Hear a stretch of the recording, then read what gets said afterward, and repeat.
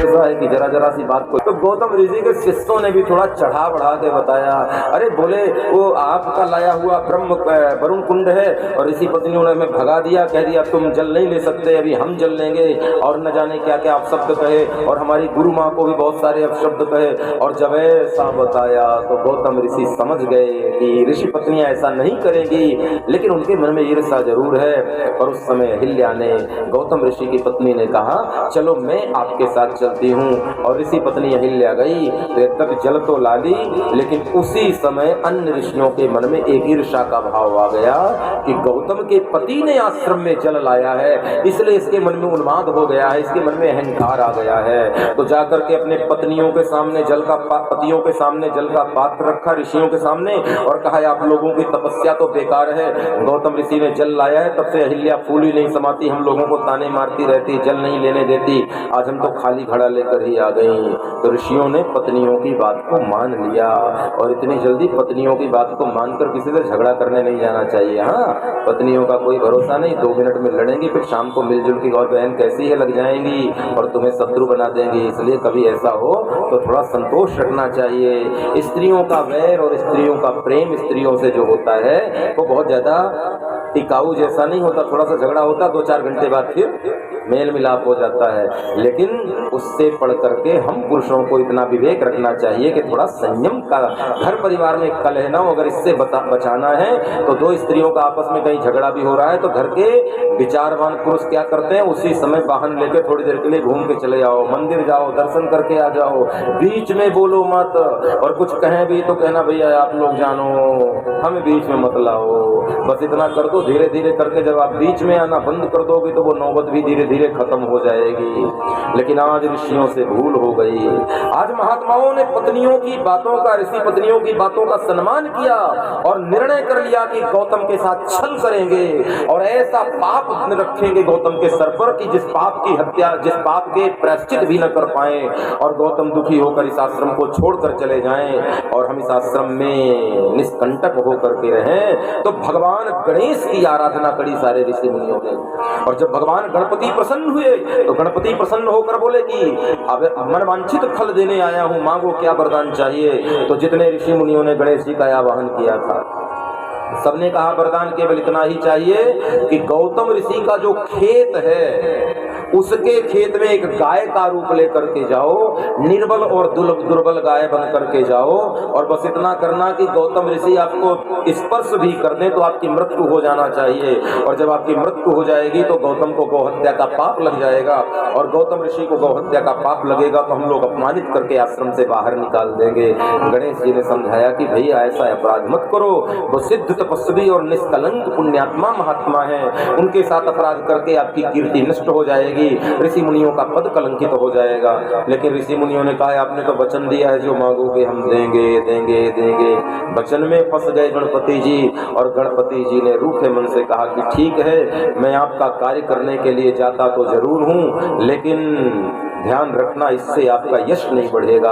कभी भी किसी के जीवन में झूठा कलंक लगाकर, झूठा अपमानित करके समाज में उसे बहिष्कृत करके कोई आदमी प्रसन्न नहीं हो सकता, कोई आदमी सुखी नहीं रह सकता। इसलिए जीवन में न कलंक लगने देना भैया, और प्रयास करना कि तुम्हारे द्वारा भी किसी के जीवन में कलंक न लगे, इसका भी स्मरण रखना। हम केवल इतनी बचत करते हैं कि हमको कलंक न लग जाए, ठीक है ना, हमको कलंक न लगे ये तो बड़ी अच्छी बात है, लेकिन प्रयास ये भी रहे कि हमारे द्वारा भी किसी को कलंक नहीं लगना चाहिए। गौतम ऋषि को अपवित्र करने के लिए, उनकी साधना को भंग कराने के लिए योजना बनाई, और गणपति जी, गणेश जी एक दुर्बल सी गाय का रूप लेकर के गए और गौतम ऋषि के खेत में जो अन्न लगा था, धान लगी थी, उसको खाने लगे। गौतम ऋषि आए उसी समय वहां भ्रमण करते हुए, और गौतम ऋषि ने देखा कि एक वृद्ध दुर्बल सी गौ माता मेरे खेत का अनाज पा रही है।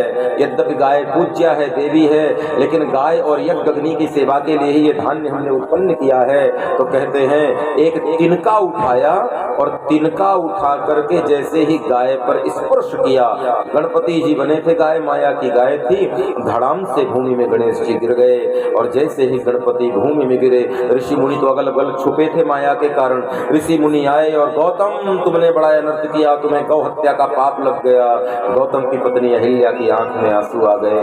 गौतम ऋषि भी करुण हो गए कि जीवन भर की साधना उपासना तपस्या नष्ट हो गई। और कहते हैं गौतम ऋषि बहुत दुखी हो गए और गौतम ऋषि को इन महात्माओं ने कहा तुम्हें तुरंत इस आश्रम को छोड़ देना चाहिए, ये ब्रह्मगिरी पर्वत को छोड़ देना चाहिए। तुम्हारे जैसे पापी पापात्मा गो हत्यारा इस जंगल में इस तपोवन में रहेगा तो हमारी कीर्ति नष्ट हो जाएगी। लेकिन शिव के उपासक गौतम ने स्वीकार कर लिया कि भैया मुझसे अपराध हुआ है, मैं स्वीकार करता हूँ, सभी महात्मा मुझे जो प्रायश्चित बताएंगे मैं करूंगा।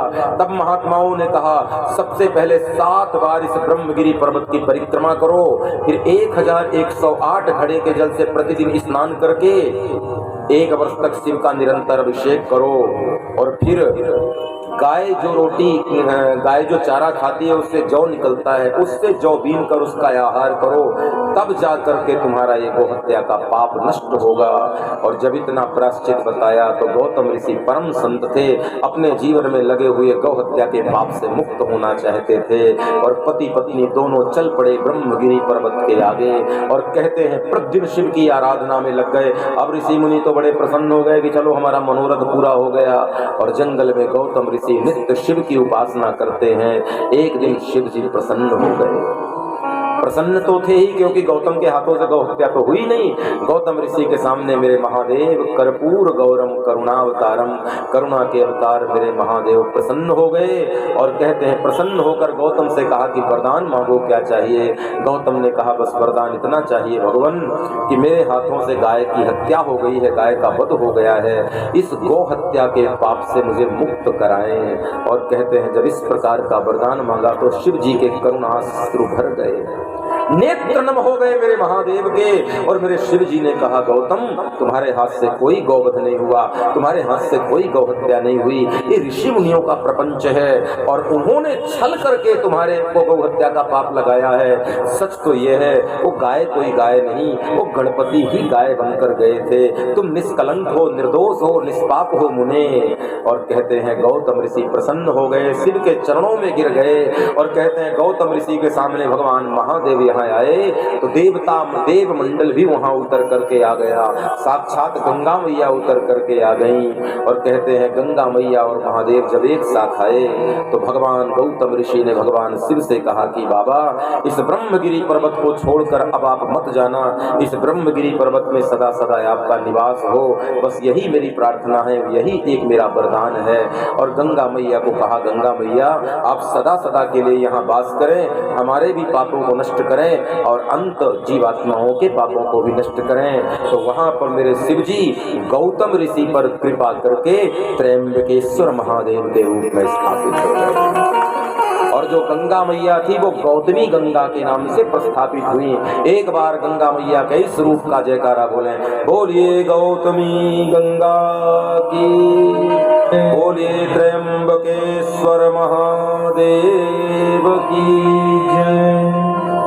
हर हर महादेव शंभो काशी विश्वनाथ गंगे,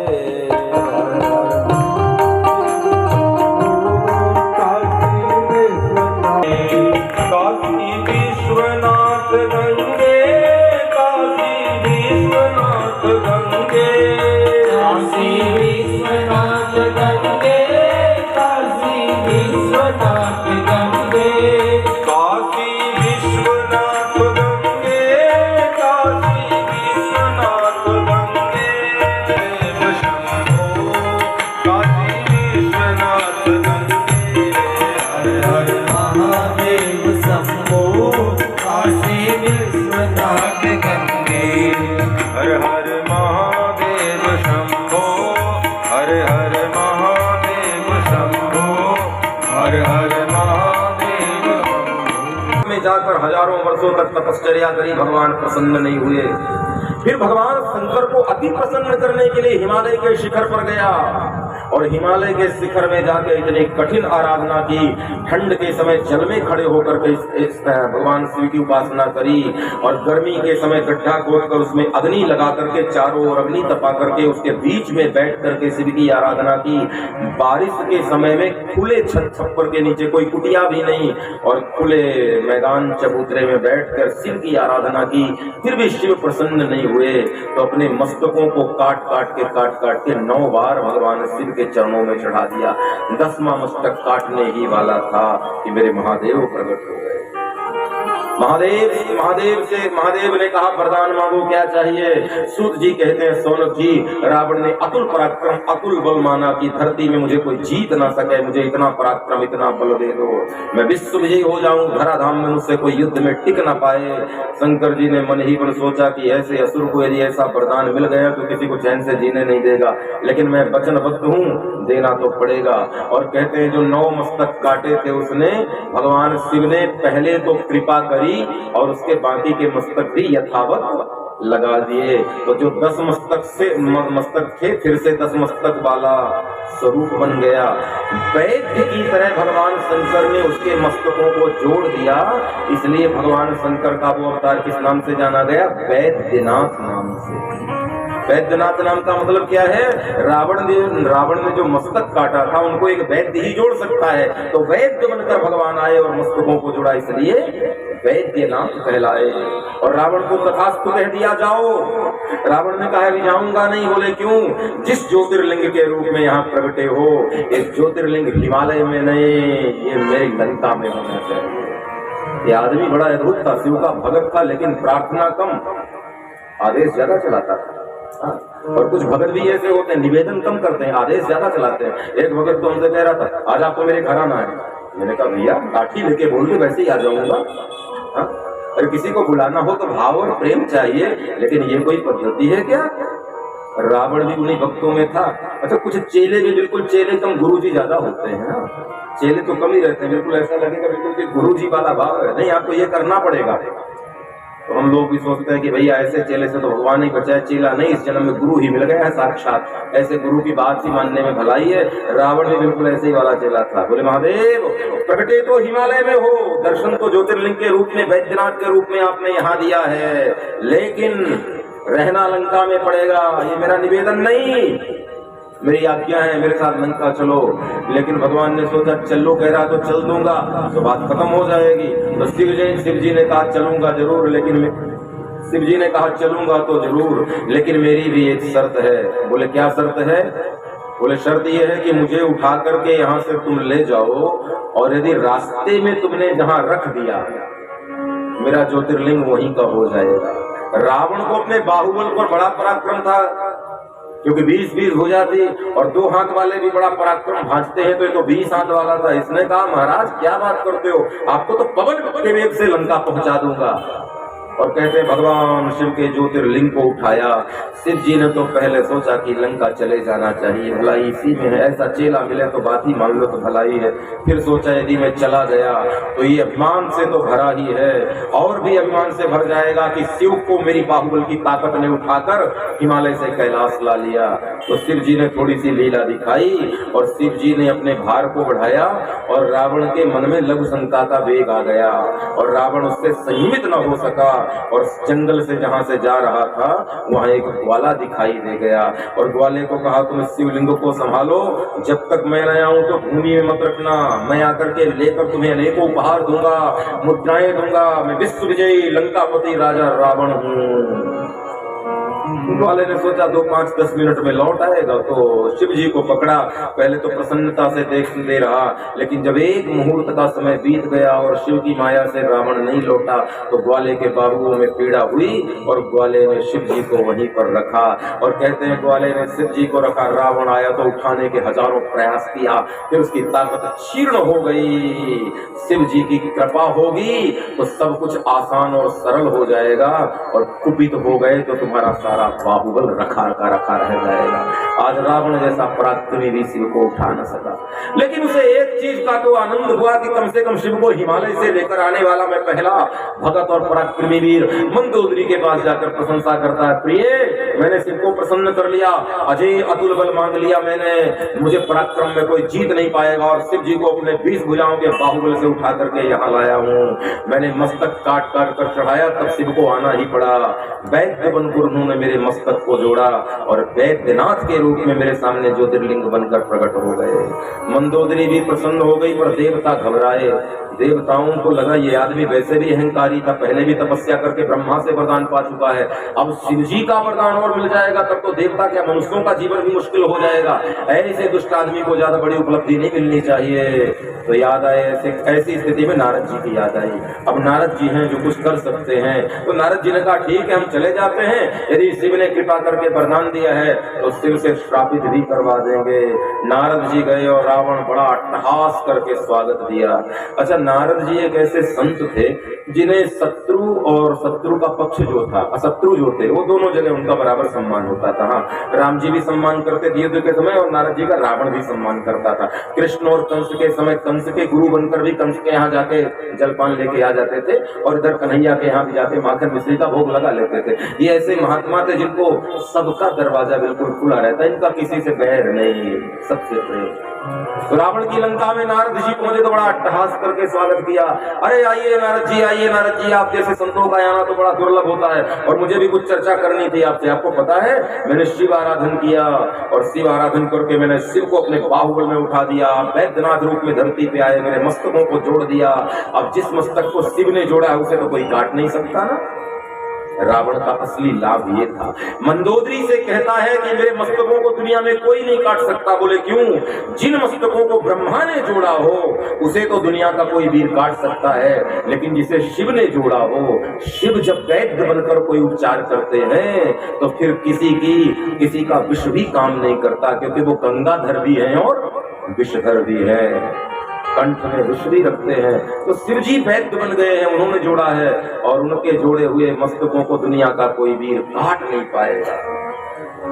मंदोदरी भी प्रसन्न हो गई कि चलो मेरा सुहाग सुरक्षित और सदा सदा के लिए अमर रहेगा। और अचानक साउंड कम हो गया, ले लो इनाम दे रहा है, ले लो, बहुत अच्छा साउंड चलाया तुमने, 3 बार मुझे बोलना पड़ा इसलिए इनाम दिया, 51 रुपए की डेट। शहर का धन्यवाद बोलो उनको। बोलिए शंकर भगवान की। हम लोग भी बैठे भैया, थोड़ा ध्यान दे दिया करो। कल आज बांट लेंगे हम सब लोग, सबका हिस्सा। नारद जी आए और नारद जी ने जब इतनी प्रशंसा सुनी कि अद्भुत चमत्कार हो गया तो नारद जी थोड़ा मुंह लटका के बैठ गए। अब नारद जी को कोई लीला करनी तो थोड़ा मुंह तो लटकाएंगे। नारद जी ने मुंह लटकाया, बोले मस्तक काट के चढ़ा दिया, उनने जोड़ दिया, कौन सी बड़ी बात है। और शिव जी को उठा करके कैलाश तक तो लाए नहीं ना, बीच में ही रखना पड़ा, कौन सी बड़ी बात है। तो रावण को लगा मैंने जिससे भी ये कथा बताई बड़ा प्रसन्न हुआ कि शिव जी ने मस्तकों को जोड़ा और नारद जी हैं तो बहुत सामान्य बात कह रहे हैं। तो कहता है कि नारद जी तो फिर बड़ी बात क्या होगी? बोले बड़ी बात तो तब होगी यदि तुम्हें बाहुबल में बड़ी ताकत है तो एक बार कैलाश पर्वत को भगवान शंकर के सहित उठाओ तो हम जाने और शंकर जी को भी पता लगे और तुम्हारे वरदान की परीक्षा भी हो जाएगी। नारद जी ने सोचा ऐसा अपराध कर देगा तो शिव जी रुष्ट हो जाएंगे और शिव जी रुष्ट हो जाएंगे तो इसका बल क्षीण कर लेंगे। और रावण नारद की लीला समझ न पाया कि ये देवताओं के भेजे हुए दूत हैं, देवताओं के भेजे हुए दूत हैं, इसलिए लीला हो रही है। और सूत जी महाराज कहते हैं सौनक आदि ऋषियों, नारद जी तो इतना कह के उपदेश देकर नारायण नारायण करके चले आए। अब रावण को रात्रि भर नींद नहीं आई। रावण को लगा ये बात तो बिल्कुल सही है कि बल तो मिल गया है, लेकिन अब कैलाश उठा के दुनिया को भी बता दूं मैं कितना पराक्रमी हूँ और शिव को भी पता चले कि शिव जी तुम्हें उठा के भले ही नहीं ला सका, लेकिन कैलाश पर्वत सहित तुमको मैं उठाने की ताकत रखता हूँ। और जैसे ही रावण गया तपस्या करके अपने बाहुओं में बल दिया और कैलाश पर्वत को शिव और भवानी के साथ में उठाया। और जैसे ही शिव और भवानी के साथ में उठाया तो शिव और भवानी तो सर्वांतर्यामी, लेकिन फिर भी शिव जी ने देखा कि सब लोग हिलडुल रहे हैं, भृंगी इधर भाग रहा है, श्रृंगी इधर भाग रहा है, दंडी इधर भाग रहा है, सिंहासन सबका हिल गया। तो शिव जी ने पूछ लिया कि भैया ये क्या हो रहा है? पार्वती ने धीरे से ताना मारते हुए, क्या चेला आया है आपका, सेवा कर रहा है, गुरु पूजा कर रहा है, ऐसा वाला चेला आप ही का हो सकता है महाराज, और दूसरे गुरु का ऐसा चेला कहाँ हो सकता है। शिव जी ने कहा, बिंद क्यों मारती हो, मैं श्राप देता हूँ कि रावण का सारा पराक्रम नष्ट हो जाए जो मेरे वरदान से मिला था। केवल ब्रह्मा का बल ही सुरक्षित रहेगा और रावण का शिव के द्वारा मिला गया बल क्षीर्ण हुआ। और वैद्यनाथेश्वर वैद्यनाथ भगवान ज्योतिर्लिंग के रूप से वहां प्रतिष्ठित हुए। इस तरह से भगवान शिव की एक और सुंदर ज्योतिर्लिंग की कथा सुनाई। अब एक और ज्योतिर्लिंग की ओर ले चल रहे हैं जिसका नाम है नागेश्वर महादेव। मैं पहले ही नाम बता दूं क्योंकि मुझे अतिशय प्रेम है महादेव की परम पवित्र नागेश्वर महादेव से। वैसे तो शिव जी के प्रत्येक ज्योतिर्लिंग से प्रेम होता ही है, लेकिन नागेश्वर महादेव की बड़ी अद्भुत महिमा है। एक दारुक नाम का राक्षस था और उसकी पत्नी का नाम था दारुका, और ये दारुक वन में रहते थे। तो जो दारुका थी, सूत जी कहते हैं सोनक आदि ऋषि, और ये पार्वती जी से वरदान प्राप्त कर चुकी थी। पार्वती जी ने इसे वरदान दिया था कि तुम्हें मेरा वरदान है कि तुम जब चाहो जैसा चाहो अपने स्थान को एक स्थान से दूसरे स्थान में ले जा सकती हो। इस दारुक वन में तुम्हारा साम्राज्य चलेगा और जब तुम चाहो तो इस दारुक वन को कहीं भी उड़ा करके दूसरे स्थान में अन्यत्र रख सकती हो। और कहते हैं दारुक नाम का राक्षस और दारुका नाम की जो राक्षसी थी, जो दारुक वन में रहते थे, ऋषि मुनियों को बड़ा कष्ट देते थे। और उसी जंगल में एक और नाम के ऋषि रहते थे। ये नाम पहली बार आपने सुना होगा, वैसे तो बहुत ऋषियों के नाम पहली बार सुने होंगे आपने, शिव कथा में नए नए ऋषि आए हैं, लेकिन और नाम के एक ऋषि थे, बड़े तपस्वी थे और उसी जंगल में ये भी तपस्या कर रहे थे। तो जंगल में रहने वाले जितने भील थे, वनवासी थे, ऋषि मुनि सब औरव के पास गए और देवताओं ने भी औरव से कहा कि आप कुछ प्रयास करो कि दारुक को श्रापित कर दो। और जैसे ही श्राप देने लगे औरव मुनि, उसी समय दारुका आ गई। बोले मैं शिव जी की धर्म पारायण भार्या भगवती राजराजेश्वरी सती से मुझे वरदान है कि मैं इस पर्वत को कहीं भी ले जा करके रख सकती हूँ। और कहते हैं उसी समय उसने पर्वत को उड़ाया और ले जाकर समुद्र के बीच में रख दिया कि यहाँ पर कोई भी देवता प्रवेश न कर पाए, कोई धरती के मानव प्रवेश न कर पाए, कोई दानव न प्रवेश कर पाए। अकंटक राज्य करेंगे और यहाँ कोई ऋषि मुनि आना नहीं चाहिए। जितने हैं उनको तो हम खा जाएंगे, लेकिन दूसरे ऋषि नहीं आना चाहिए। अब तो हाहाकार मच गया। समुद्र के मार्ग से नौकाओं में बैठकर जो लोग यात्रा करते, उनकी नौकाओं को ये दारुक और दारुका रोक लेते और उनका आहार कर जाते। कभी उन्हें बंदी बना लेते, कभी उनका भक्षण कर जाते, कभी उन्हें जल में डुबा देते। ऐसी इनकी लीला। और धरती से चारों तरफ समुद्र से पानी से घिरे थे, इसलिए वहां कोई आक्रमण भी नहीं कर पा रहा था। कहते हैं एक बार की बात है, एक नौका में हजारों हजारों लोग बैठ करके उसी समुद्र के मार्ग से यात्रा कर रहे थे और उसी नौका में एक सुप्रिय नाम का वैश्य भी यात्रा कर रहा था। वो परम शिव भक्त था। कहते हैं जिसके संग में रहोगे उसके संग का रंग आपके जीवन में धीरे से लग ही जाएगा। कुसंगी के संग में रहोगे तो कुसंग का रंग लगेगा और सत्संगी के संग में रहोगे तो धीरे धीरे धीरे धीरे आपके जीवन में सत्संग का रंग आने लगेगा। सुप्रिय नाम का जो वैश्य था वो नौका में ही शिव भक्ति शिव भजन करे तो सारे लोगों को यात्रा के दौरान ही शिव का भगत बना दिया। और जब दारुक बन के बिल्कुल निकट से गुजरा, दारुका नाम की राक्षसी, और दारुक ने देखा कि नौका में हजारों लोग बैठे हुए हैं, पकड़ लो इस नौका को। और अपने बाहुबलों से उनकी सहायता से नौका के सारों लोगों को पकड़ा और कारागृह में डाल दिया।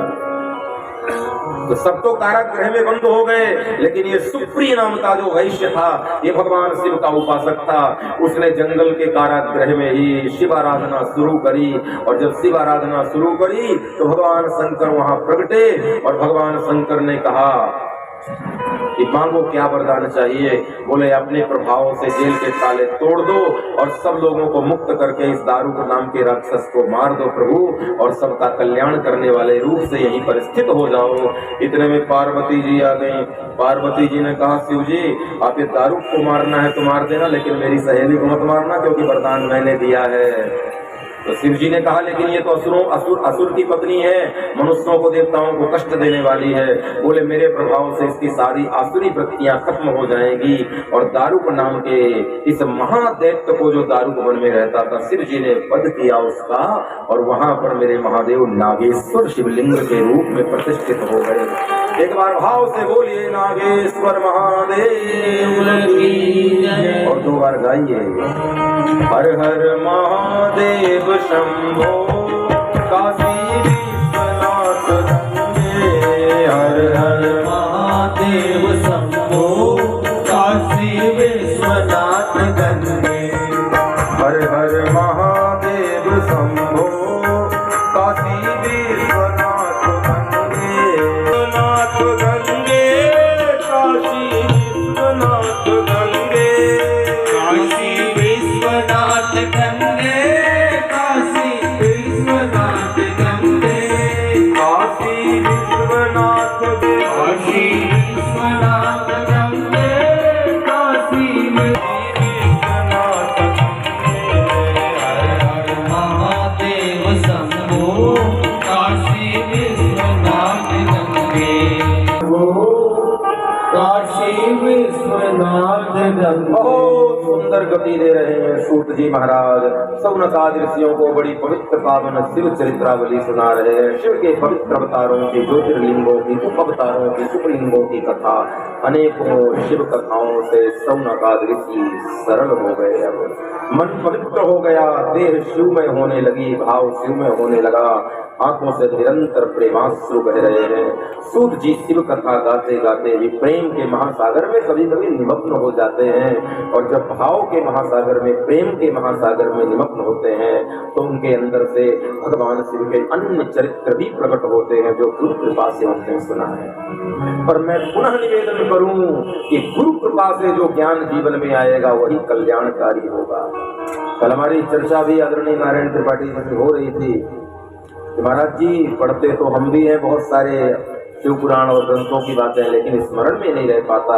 हमने कहा स्मरण में जब तक रखने का प्रयास करेंगे तभी तक नहीं रहेगा, लेकिन जब अध्ययन करते समय, गुरु का चिंतन करते समय, स्वाध्याय करते समय गुरु पर छोड़ देंगे और कहेंगे सद्गुरु अब हमारे मस्तिष्क में ज्ञान बनकर भी तुम्हें प्रवेश करो और स्मरण बनकर भी तुम्हें प्रवेश करो। ज्ञान रूप भी गुरु है और स्मरण रूप भी गुरु है। जब तुम ऐसे भाव से शास्त्रों को पढ़ोगे तो तुम नहीं याद करोगे, तुम नहीं स्मरण करोगे, तुम नहीं पढ़ोगे, तुम्हारे अंदर से गुरु कृपा बोलेगी। और गुरु कृपा के ही प्रभाव से सूत जी कह रहे हैं, मैं कथा कर रहा हूँ, मेरा कोई सामर्थ्य नहीं, गुरु न होता। मुझसे किसी ने पूछा था कि अपने मन से लेने वाले ज्ञान में और गुरु से लेने वाले ज्ञान में क्या अंतर है, तो मैंने यही कहा था, जो ज्ञान तुम किताबों से अर्जित करोगे, जो अपने पुरुषार्थ से कमाओगे, उस ज्ञान पर कभी तुम्हें अभिमान आ सकता है कि ये तुमने मेहनत करके ज्ञान अर्जित किया है। लेकिन गुरु कृपा से जो ज्ञान मिलेगा वह ज्ञान तुम्हें ज्ञानी तो बनाएगा, साथ में विनम्र भी बनाएगा। सदगुरु की कृपा से मिला हुआ ज्ञान कभी अहंकार नहीं लाएगा। तुम सदैव सरल सहज जीवन जियोगे, तुम्हें लगेगा ये मेरा नहीं, इस सदगुरु। क्योंकि मैंने कई बार कथा से कहा है कि गुरु ही एक ऐसा है जो कमियां बताता नहीं है, कमियां दूर करता है। दुनिया के लोगों में और गुरु में यदि अंतर निकालना हो तो एक छोटा सा अंतर है। जगत के लोग कमियां बताते हैं और गुरु कमियां दूर करता है। बताने वालों में और दूर करने वालों में बड़ा अंतर है। हम एक कथा में दृष्टांत तो दिया करते हैं, एक चित्रकार था, उसके पास एक आदमी चित्रकला सीखने के लिए गया और 14 साल तक अपने गुरु के चरणों की अखंड सेवा करके उसने चित्रकारी सीखी और 14 वर्षों तक गुरु के चरणों में रहकर गुरु की सेवा कर चित्रकला में पारंगत हो गया। चित्रकला में जब निपुण हो गया तो फिर अपने गाँव आया। और हर आदमी की एक इच्छा होती है कि उसने कुछ ज्ञान अर्जन किया है, कुछ बुद्धि, कुछ कला अर्जित की है, तो अपने गांव में लोगों को जाकर बताए और दिखाए ताकि गांव में उसकी प्रशंसा हो। तो अपने गांव में आया और गांव के चौराहे में एक कैनवास लगाया, एक चित्र पट्टिका लगाई और इसमें बड़ी सुंदर एक चित्रकारी करी, बड़ा सुंदर चित्र बनाया। और चित्र बनाने के बाद 3 दिन की मेहनत से चित्र बना और चित्र बनाने के बाद उस युवक ने उसमें लिख दिया, अगर इसमें कुछ कमी रह गई हो तो कृपा करके लाल रंग का निशान लगा दो। और रात्रि में जाकर के अपने घर में सो गया। और कहते हैं जब सवेरे गया तो उसके चित्र में, उसकी चित्रकला में हजारों हजारों लाल रंग के निशान लगे हुए थे। उसका हृदय टूट गया कि मेरी चित्रकारी में नापास हो गया। मैंने लिखा था कि इसमें कुछ कमी हो तो लाल रंग के निशान लगाना, तो लोगों ने हजारों हजारों निशान लगाए, मतलब मेरी चित्रकारी को नापास कर दिया लोगों ने। मरने की तैयारी करने लगा, मर जाना चाहता हूँ। 14 साल तक गुरु के चरणों में रहकर जो चित्रकारी सीखी मैंने, उसमें मैं असफल हो गया। लेकिन एक बार याद आया कि मरना है तो गुरु के दर्शन तो करके आ जाऊं। और कहते हैं भागा भागा गुरु की कुटिया में गया, सारा वृत्तांत बताया। गुरु तो सर्वांतर्यामी होता है, सच्चा साधक होगा ना तो उसके हृदय की भाव को गुरु ही पढ़ता है और कोई नहीं पढ़ सकता। गुरु ने कहा बेटा मरने की योजना बना रहा था और यहाँ आ गया। बोले आपको कैसे पता? मुझे पता है किस लिए आया है, जरा पूरी घटना बता तो सही। युवक ने कहा मैं आपका शिष्य हूँ, मैंने पूरी श्रद्धा से सेवा करके आपसे चित्रकारी सीखी, लेकिन जब चित्रकला मैंने बनाई गांव में और उसमें लिखा है अगर इसमें कुछ कमी रह गई हो तो कृपा करके लाल रंग के निशान लगा दो।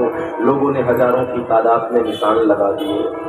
मेरी चित्रकारी नापास हो गई, इसलिए मैं जीना नहीं चाहता। गुरु ने कहा मर जा, बेशक तुझे मरना है तो मर, मैं तुझे रोकूंगा नहीं, लेकिन मेरी एक बात मान ले। बोले क्या? एक बार गांव वापस चला जा।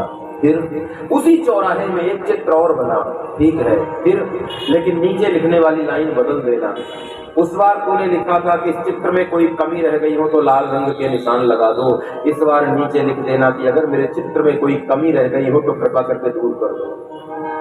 बस ये कर दे। और गया और एक चित्र बनाया और नीचे गुरु की बताई लाइन लिखा। किसी ने कमी कोई दूर नहीं करी, तो कहते हैं बच गया। दौड़ता दौड़ता गुरु के पास गया। बोले आपने मुझे मरने से बचा लिया। बोले क्या समझ में आया? बोले समझ में ये आया कि दुनिया के लोग कमी बताते हैं और गुरु वो है जो कमियों को दूर करता है।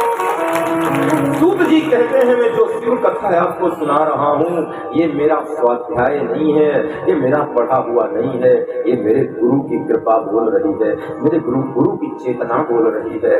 और चेतना जगत में जब साधक डूब जाता है और फिर उसकी वाणी से कोई कथा निकलती है वो उसका पुरुषार्थ नहीं, उसके गुरु की कृपा ही बोलती है। सूत जी कहते हैं मैं गुरु कृपा का अनुभव कर रहा हूँ कि शिव की सुंदर लीलाओं को गाने का सौभाग्य आप सब जैसे ज्ञानी महापुरुषों के बीच में मुझे अवसर मिला है। और कहते कहते आंखें सजल हुई तो एक दिव्य चरित्र याद आ गया और कहा ध्यान से सुनो, मैं भगवान शिव के एक और सुंदर ज्योतिर्लिंग की दिव्य कथा आपको सुना रहा हूँ। हाँ, और इस कथा का तात्पर्य क्या है? इस कथा से एक ही बात निकल करके आती है। इस कथा में यदि आपकी रति हो गई तो शिव के प्रति विश्वास आपका सदृढ़ हो जाएगा। प्राचीन काल में किसी नगर में सूत जी कहते हैं कि सुधर्मा नाम के ब्राह्मण रहते थे। क्या नाम था? सुधर्मा। और उनकी धर्म प्रिय पारायण भार्या थी जो महापतिव्रती थी, उसका नाम था सुदेहा। सुदेहा और सुधर्मा, और बड़ा सुंदर दाम्पत्य जीवन चल रहा था। प्रतिदिन शिवाभिषेक होता था, पूजन करते थे और भाव श्रद्धा से भगवान उनके मनोरथ को पूर्ण करते थे। लेकिन विवाह के कई वर्षों बाद भी सुदेहा को कोई संतान नहीं हुई। सुदेहा को कोई जब संतान नहीं हुई तो ब्राह्मण देवता से कहती मुझे 12 वर्ष बीत गए, एक संतान तो मुझे दे दो। और ब्राह्मण कहते हैं कि संसार में पुत्र ही हमारे जीवन की नैया पार करेगा, ये जरूरी थोड़ी है। भगवान शिव की उपासना करते करते देह को त्यागेंगे और शिव लोक जाएंगे, क्यों बेकार की चिंता और माया में फंस रही हो।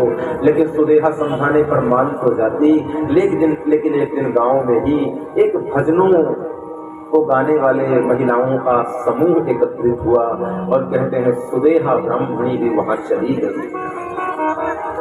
और जब सुदेहा ब्राह्मणी वहां गई तो सुदेहा को देख करके अन्य नगर की स्त्रियों ने ताना मारा, तू तो निपुत्री है, निपूती है, तुझे कोई संतान नहीं है।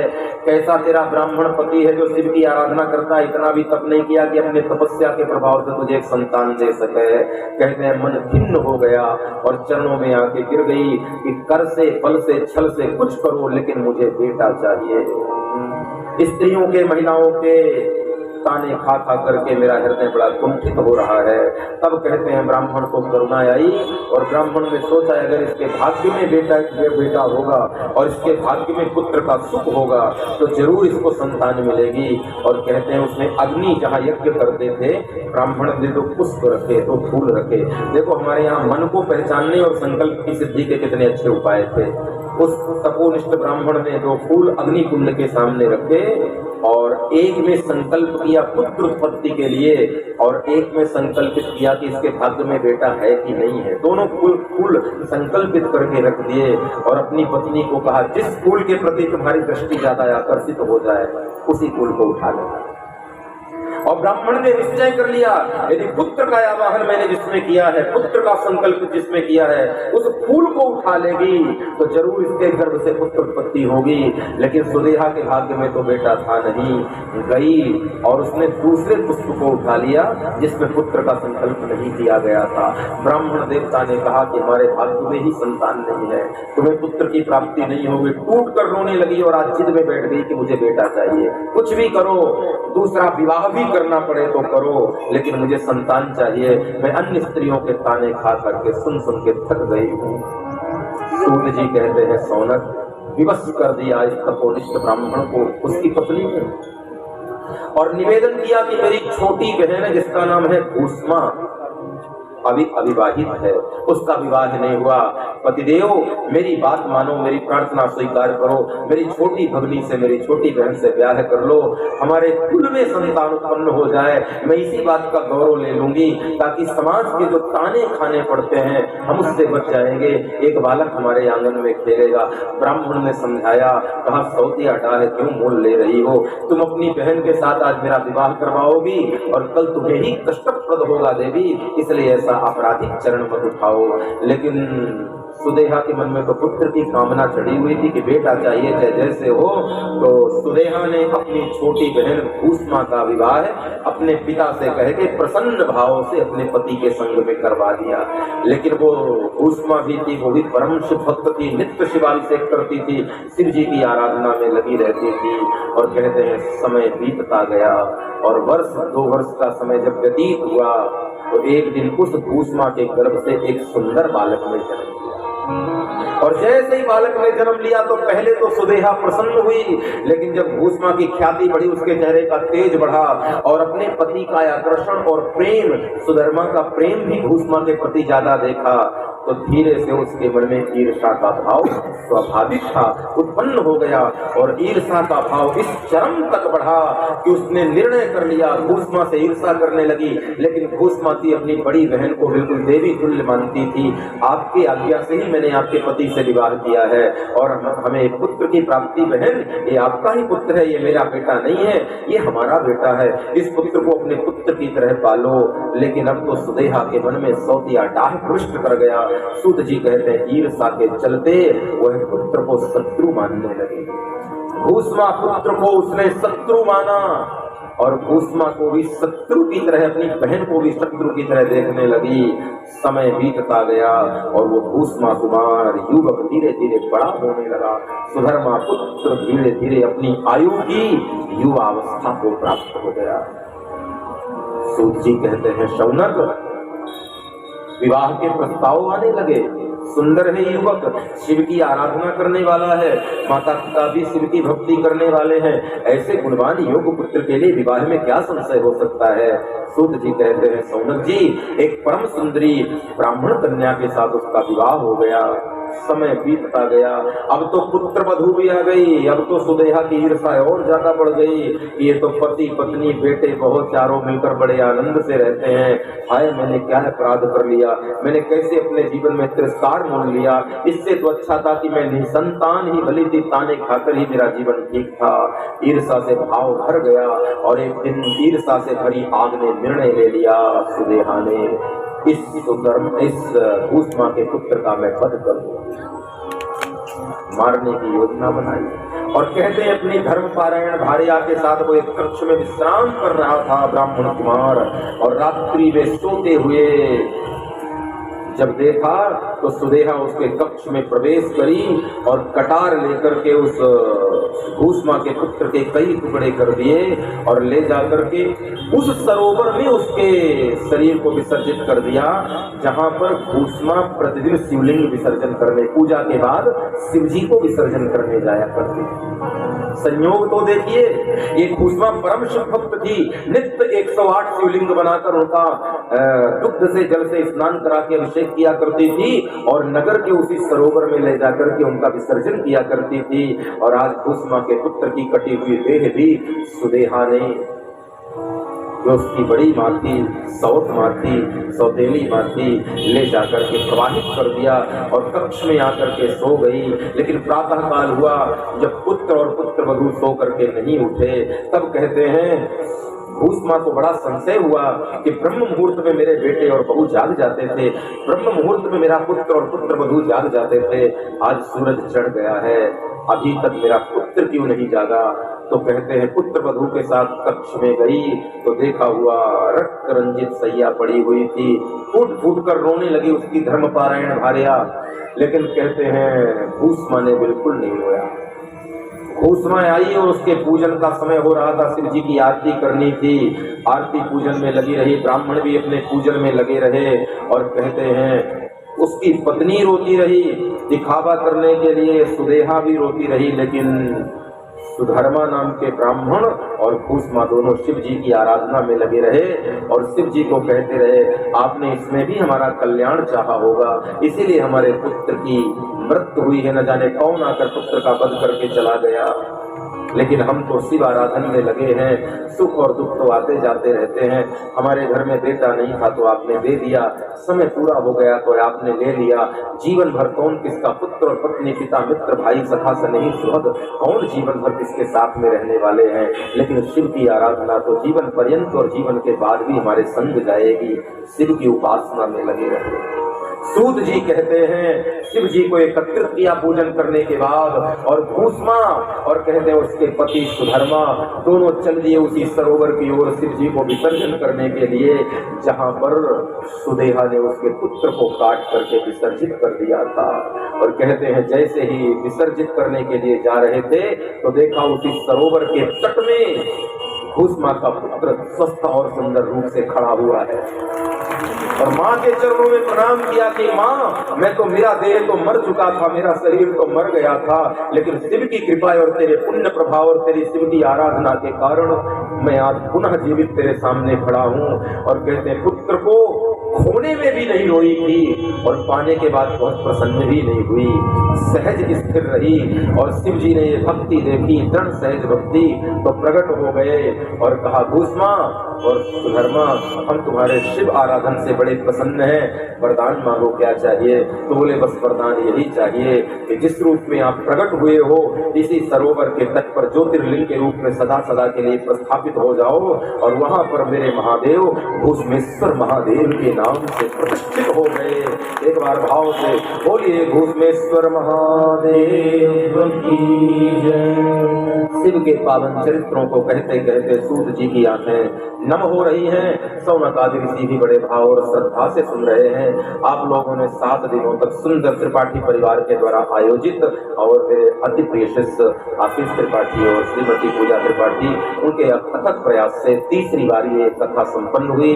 प्रथम बार राम कथा, फिर भागवत कथा, अब तीसरी बार शिव कथा में मुझे निमंत्रित किया और अपने माता पिता को, सुहृदों को, स्नेहियों को, अपने परिवार को, सबको पुण्यात्मा बन के कथा श्रवण कराई। पूरे त्रिपाठी परिवार पर मेरा हृदय से आशीर्वाद है कि भगवान उन्हें धन धान्य समृद्धि प्रदान करे और इस शिव कथा का पूरा फल इस परिवार को प्राप्त हो जाए। बड़ी श्रद्धा भक्ति से आपने कथा करी। आप जिन श्रोताओं ने भी मौन धारण करके और श्रद्धा और प्रेम के साथ में कथा सुनी और मुझे बोलने का सामर्थ्य दिलाया है आपने। मेरी वाणी में इतना सामर्थ्य नहीं कि मैं शिव कथा गाऊं, मैं किसी भगवान की कथा गाने का सामर्थ्य केवल गुरु कृपा से अपनी पोथी लेकर आया और प्रभु की कृपा, गुरु की कृपा, शिव की कृपा से मैंने इस कथा का दान किया।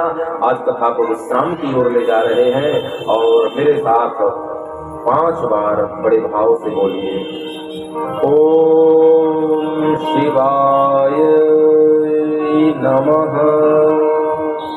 ओम शिवाय नमः, ओम शिवाय नमः, ओम शिवाय नमः, ओम शिवाय नमः।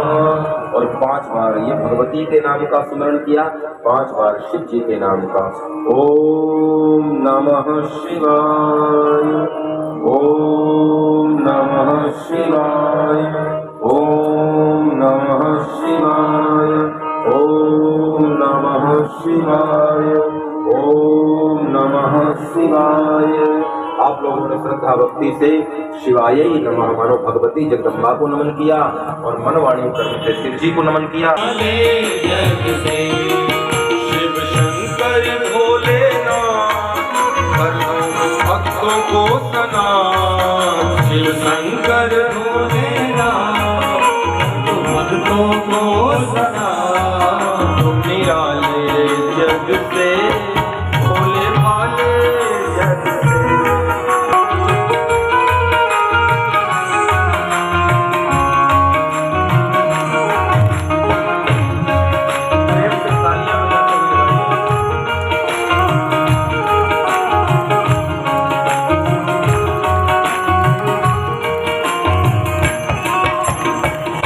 दे दो दया का दान दो दाता, दे दो दया का दान दो दाता, दे दो दया का दान दो दाता। ओम नमः शिवाय, ओम नमः शिवाय, ओम नमः शिवाय, ओम नमः शिवाय, ओम नमः शिवाय, ओम नमः शिवाय। हर हर महादेव, हर हर महादेव, हर हर महादेव। बोलिए पशुपतिनाथ भगवान की जय, बोलिए विश्वेश्वर महादेव की जय, बोलिए वैद्यनाथ भगवान की जय, बोलिए भूषमेश्वर महादेव की जय, बोलिए त्र्यंबकेश्वर महादेव की जय, बोलिए नागेश्वर महादेव की जय, बोलिए विश्वनाथ महादेव की जय, बोलिए सोमनाथ महादेव की जय। हर हर महादेव। आप सभी को व्यासपीठ से शिव कथा के विश्राम के साथ हम वाणी को विराम दे रहे हैं। कुछ घोषणाएं फिर आरती। सभी लोगों को कृतार्थ करें भगवान शिव और सभी लोगों को अपने शरण में सदैव लगाए रखें। शिव कथा से आपका प्रेम बना रहे, यही व्यासपीठ से हमारी प्रार्थना है। भागवत कथा में पता नहीं। बोलिए उमापति महादेव की जय। परम पूज्य महाराज श्री के पावन श्री मुख